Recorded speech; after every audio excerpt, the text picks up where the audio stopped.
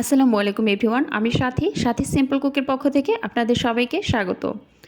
আজকে আমি আপনাদেরকে তৈরি করে দেখাবো KFC style crispy chicken fry রেসিপিটি। ঘরে থাকা একদম সাধারণ উপকরণগুলো দিয়ে কিভাবে কেএফসি স্টাইল চিকেন ফ্রাই তৈরি করা যায় সেই রেসিপিটি আজকে আমি শেয়ার করছি।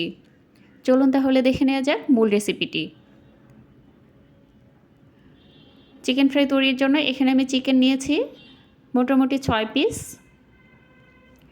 এখন এই চিকেনগুলোকে আমি পানি দিয়ে সুন্দরভাবে ধুয়ে পানিটা ঝরিয়ে রেখেছি। এখন এতে মশলা অ্যাড করে দিচ্ছি। আদা বাটা দিয়ে দিচ্ছি হাফ চা চামচ, আর দিয়ে দিচ্ছি হাফ চা চামচ রসুন বাটা, টালা জিরার গুঁড়া হাফ চা চামচ,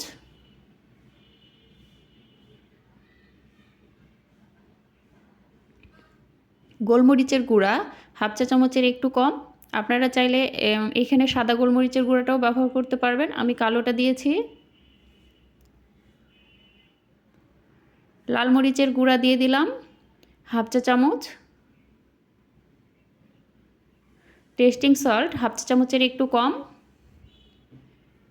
সয়া সস 1 চা চামচ। আপনারা চাইলে ফিশ সসটা ব্যবহার করতে পারেন হাতের কাছে যদি থেকে থাকে। আর দিয়ে দিচ্ছি লবণ স্বাদ মতো। লবণটা একটু বুঝে দিতে হবে, কারণ এই যে সসগুলো ব্যবহার করা হলো সেগুলোতেও লবণ আছে। এখন এগুলোকে সুন্দরভাবে মেখে নিতে হবে যাতে প্রত্যেকটি পিসে মশলাগুলো সুন্দরভাবে ঢুকে যায়। আর একে কমপক্ষে 2 ঘন্টা ম্যারিনেট করে রেখে দিব। কোডিংয়ের জন্য নিয়ে নিলাম আটা, আর এতে দিয়ে দিলাম সামান্য পরিমাণে লবণ, মরিচের গুঁড়া আর কালো গোলমরিচের গুঁড়া সামান্য পরিমাণে দিয়ে এটাকে সুন্দরভাবে মিক্সড করে নেব।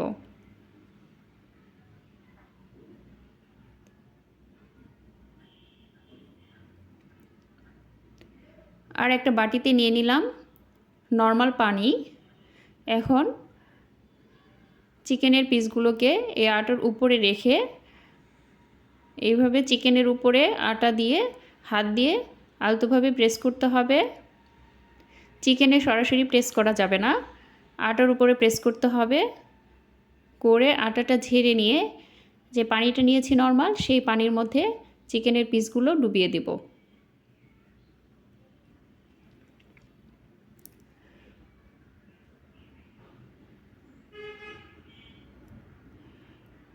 আপনারা অবশ্যই চেষ্টা করবেন চিকেনগুলোকে ম্যারিনেট করে একটু বেশি সময় ধরে রাখতে। যদি হাতে সময় না থাকে তবুও কমপক্ষে আধা ঘন্টা ম্যারিনেট করে রাখবেন, তাহলে মশলাগুলো চিকেনের ভেতর সুন্দরভাবে ঢুকে যাবে, খেতে অনেক টেস্টি হবে। আমি একইভাবে সবগুলো চিকেনের পিস কোট করে নিচ্ছি, আর নিয়ে একের পর এক আমি পানিতে ডুবিয়ে রাখবো।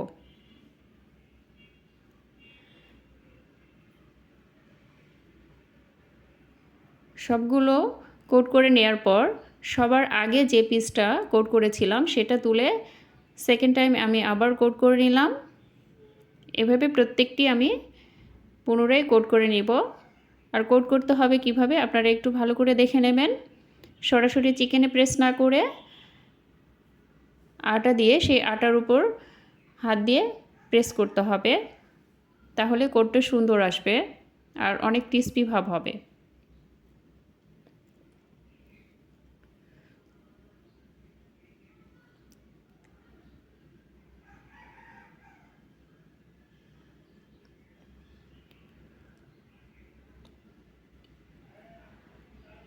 আমার কোট করে নেওয়া শেষ। এগুলো কোট করা শেষ হয়ে গেলে সাথে সাথে তেলে দিয়ে ভেজে নিতে হবে। এভাবে বেশিক্ষণ রেখে দেওয়া যাবে না, তাহলে ক্রিস্পি ভাবটা তেমন একটা আসবে না। আমি এগুলো কোট করে নেয়ার ফাঁকেই চুলায় তেল বসিয়ে তেলটাকে মোটামুটি গরম করে নিয়েছি। কোট করে নিয়ে সঙ্গে সঙ্গে আমি এগুলো এখন তেলে ছেড়ে দেব। চলুন তাহলে চলে যাই চুলায়।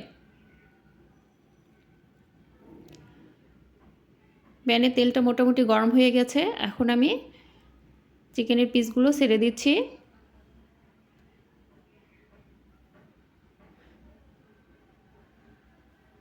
এখন চুলার আঁচটাকে মিডিয়াম টু হাই রেখে আমি 8 থেকে 10 মিনিট এটা ফ্রাই করে নেব। এই ভুটিটা যখন একটু কমে আসবে উপরের বলকটা, তখন বুঝতে হবে যে মোটামুটি এক পাশ হয়ে গেছে। তখন একে অপর পাশ উল্টিয়ে নেব। 8 থেকে 10 মিনিটের ভেতর 2 থেকে 3 বার, বড়জোর 4 বার উল্টিয়ে নেবেন। তাহলে একদম সুন্দরভাবে এটা ভেতরে এবং উপরে কুক হয়ে যাবে, আর কালারটাও সুন্দর আসবে। ঘড়ি ধরে একদম 8 থেকে 10 মিনিট কুক করবেন, তাহলেই হয়ে যাবে।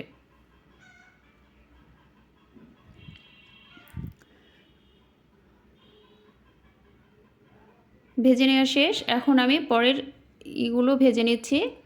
এভাবে যদি কাঁটা চামচ দিয়ে একটু 2-3 সেকেন্ড ধরে রাখা যায়, তাহলে নিচের ক্রিস্পি ভাবটাও সুন্দরভাবে আসে। তাহলে একবারে যদি ছেড়ে দেওয়া হয়, তাহলে কি হয়, নিচের অংশটা একটু লেপ্টে যায়, তখন ক্রিস্পি ভাবটা ততটা বোঝা যায় না। আপনারা যদি চান এভাবে করতে পারেন, তাহলে উপরে এবং নিচে দুই পাশেই ক্রিস্পিনেসটা বজায় থাকবে। আমার সবগুলো চিকেন ভেজে নেওয়া শেষ। এই যে দেখেন কীরকম ক্রিস্পি হয়েছে, ভেতরটাও অনেক জুসি হবে। তো রেসিপিটি যদি আপনাদের ভালো লেগে থাকে, তাহলে অবশ্যই একটা লাইক, কমেন্ট এবং শেয়ার করতে ভুলবেন না। আর এইরকম সহজ আর মজার মজার রেসিপি পেতে আমার চ্যানেলটিকে সাবস্ক্রাইব করে অবশ্যই চ্যানেলের পাশেই থাকবেন।